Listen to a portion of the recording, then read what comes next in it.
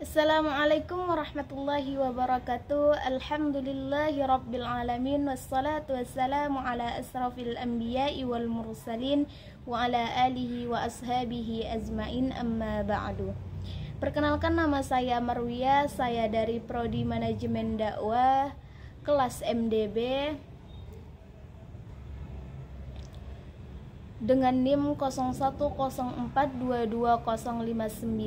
Baiklah, di sini saya akan memaparkan materi saya yang dengan judul Manajemen Audiens dalam Dakwah dengan dosen pengampuh Haji Muhammad Iqbal Abdul Muin LCMA.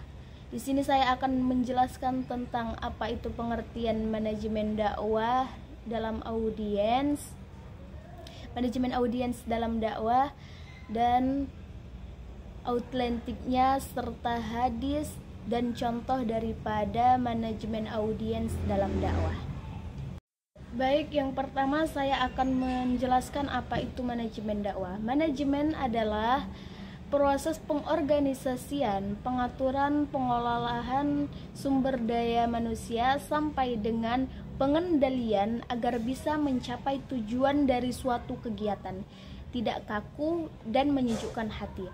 Sedangkan manajemen dakwah dalam perspektif Quraish Shihab meliputi pengelolaan materi, metode dan strategi dakwah yang efektif, ilmiah dan logis.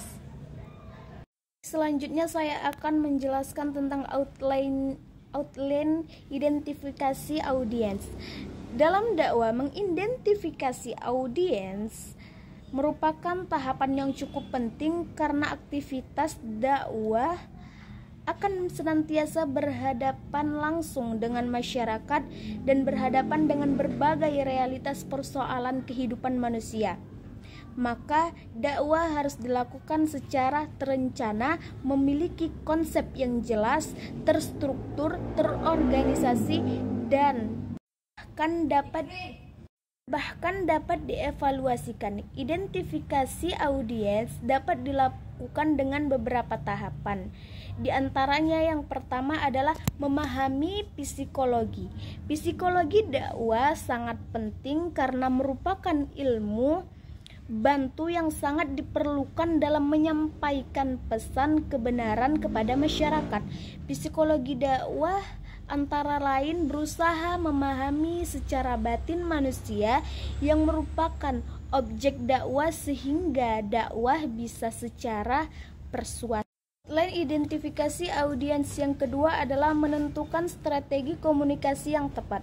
Komunikasi efektif dapat berlangsung dengan baik apabila didukung oleh berbagai faktor.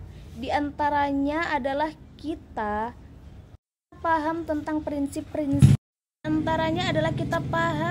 prinsip-prinsip yang dapat diterapkan agar kita dapat mengkomunikasikan pesan agama dengan baik. Di antaranya dengan keteladanan, empati, saksi, memberikan informasi, meyakinkan, menghibur, melatih dan menyempurnakan umpan balik. Selanjutnya di sini saya akan menyampaikan hadis yang terkait dengan manajemen audiens dalam dakwah, yaitu hadis dari Abdullah bin Umar radhiyallahu anhu ta'ala bahwa Nabi SAW bersabda, "Ballighu anni walau ayah," sampaikanlah dariku walau hanya satu ayat. Hadis riwayat Bukhari, satu ayat. Di sini jadi hadis ini memberikan pelajaran kepada kita bahwasannya kita harus menyampaikan sesuatu melihat kondisi, situasi pada saat kita menyampaikan pesan. Seperti ini, ballighu anni walau ayah, sampaikanlah dariku walaupun satu ayat. Jadi ketika kita sedikit apapun informasi yang kita dapatkan, kita harus menyampaikannya dengan baik. Karena apa? Apabila kita tidak menyampaikan informasi itu dengan baik, maka audiens akan salah mengartikan apa yang telah kita sampaikan. Selanjutnya saya akan memberikan contoh penerapannya seperti kerisauan remaja akan masa depan. Bentuk manajemen yang harus dilakukan ialah yang pertama adalah segmentasi audiens. Segmentasi audiens dilakukan jika mengacu kepada judul di atas. Selain itu, pada poin ini juga perlu diperhatikan bagaimana kebutuhan yang dibutuhkan oleh anak remaja pada zaman sekarang menuju keberhasilan dakwah. Adalah penyesuaian pesan. Pada poin ini dapat dilakukan dengan selanjutnya penyesuaian pesan. Pada poin ini dapat dibuktikan dengan menentukan konten yang dengan kehidupan sehari-hari para remaja.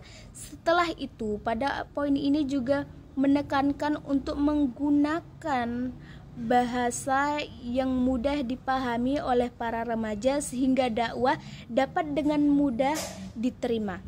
Selanjutnya adalah media penyampaian. Karena fokus pada sesi dakwah kali ini yaitu remaja, maka dalam media penyampaian atau promosi dapat dilakukan dengan menggunakan media sosial yang sering dipakai oleh para remaja seperti Instagram, TikTok, dan lain sebagainya. Kemudian interaksi dengan keterlihatannya yang dapat dilakukan jika mengacu kepada judul di atas, maka dapat dilakukan dengan membuat forum diskusi melalui grup WhatsApp ataupun Telegram sehingga para remaja bisa menyampaikan keluhan mereka pada saat kita melakukan pertemuan tersebut.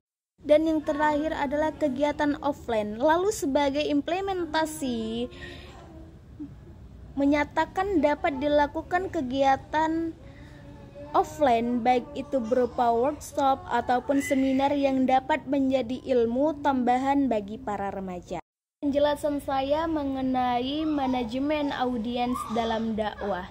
Baik, sebelum saya menutup penjelasan saya ingin memberikan pertanyaan. Ada 5 pertanyaan untuk dapat menguji pemahaman bagi pembaca agar lebih memahami apa yang saya sampaikan. Mungkin itu saja yang dapat saya sampaikan. Akhirul kalam, assalamualaikum warahmatullahi wabarakatuh.